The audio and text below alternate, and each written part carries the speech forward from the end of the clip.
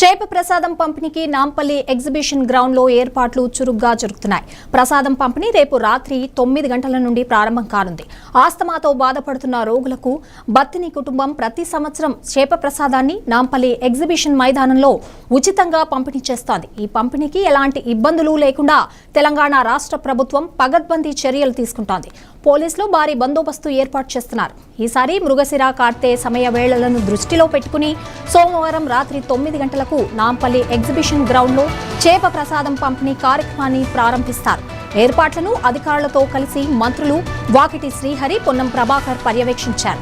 అంబులెన్స్లు ఏర్పాటు చేయడంతో పాటు మెడికల్ క్యాంపులు, అవసరమైన మందులను సిద్ధం చేసుకోవాలని అధికారులను ఆదేశించారు.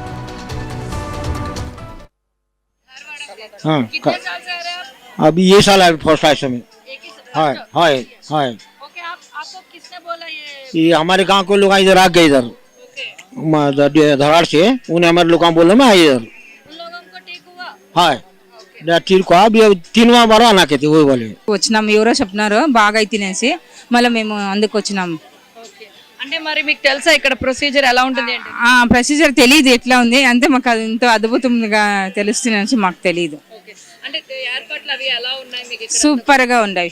ఫుడ్ అది కూడా ఓకే డెన్. ఈ రోజు వచ్చారా? ఎన్ని రోజుల నుంచి? ఈ రోజు పొద్దున మార్నింగ్ వచ్చినాము. 6 o'clock ఇంకా టిఫిన్ జరుగుతుంది, లంచ్ జరుగుతుంది, కాఫీ, టీ మొత్తం అన్ని పెరుగు మజ్జిగ అన్ని దొరుకుతుంది. ఓకే, అంటే మీరు ప్రీవియస్ గా ఉబ్బసం కోసం ఎక్కడైనా ట్రీట్మెంట్ తీసుకున్నారా లేదా ఫస్ట్ టైం ఇక్కడికే ట్రీట్మెంట్ వచ్చారు? ఫస్ట్ టైం ఇక్కడికే వచ్చినాం. ముందు ఎక్కడ తీసుకున్నారు? మందు ఎక్కడ తీసుకోలేదు. ఓకే, మరి దాని గురించి ఆ పరిచయం అదంతా కూడా విన్నారా? తిన్నారు. को बहुत ज्यादा हो गया था, ऊपर दम आ रहा था, उस पे गया था, दवाखाने में बहुत दिखाए पर उसका इलाज नहीं हुआ। करके इधर का पता मालूम हुआ, करके गए साल से यहाँ आए, फिर मच्छी पिलाए उसको, फिर वो साल में थोड़ा थोड़ा कम हो गया, फिर अभी दूसरी बार आए। हाँ, पहले बार जो आपने लिया था ना, मेडिसिन लिया था ना, तब कैसा है आपको? तब से अच्छा है। फुलंबरी तालुका से ओके, कितने साल हुआ आप? पहले साल है। पहले साल। हाँ। आपको कैसे पता चला इधर मच्छी एक आदमी ने दूसरे आदमी को बताया, उसने बताया, ऐसा मालूम हो गया। हाँ, तो आपको क्या प्रॉब्लम है? अस्थमा? हाँ अस्थमा है, ओके, पहले किसी इंग्लिश मेडिसिन ले चुके हैं? बहुत के ले चुका है, कुछ फर्क नहीं। हाँ तो आपको विश्वास है इधर? हाँ विश्वास, हाँ 100% विश्वास है हमको। आपने पहले बार आया था? पहली बार, हाँ। तो आपको क्या विश्वास है? हाँ विश्वास है। इधर अरेंजमेंट देख लिया था ना? हाँ। कैसा इधर? 101% अरेंजमेंट है।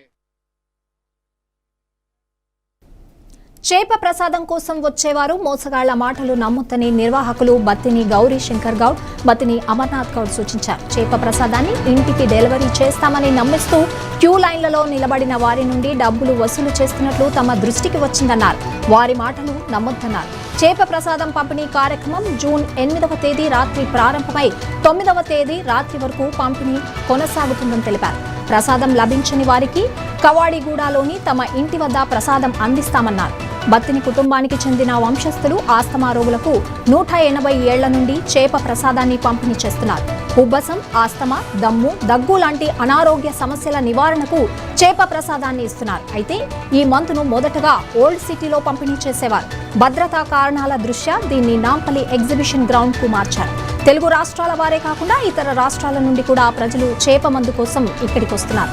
ఏటా ఆస్తమా పేషెంట్ల సంఖ్య అంతకంతకు పెరుగుతూ ఉండడంతో జీహెచ్ఎంసీతో పాటు పలు స్వచ్ఛంద సంస్థలు అల్పాహారం, భోజనాలు, తాగునీరు లాంటివి సమకూరుస్తున్నారు.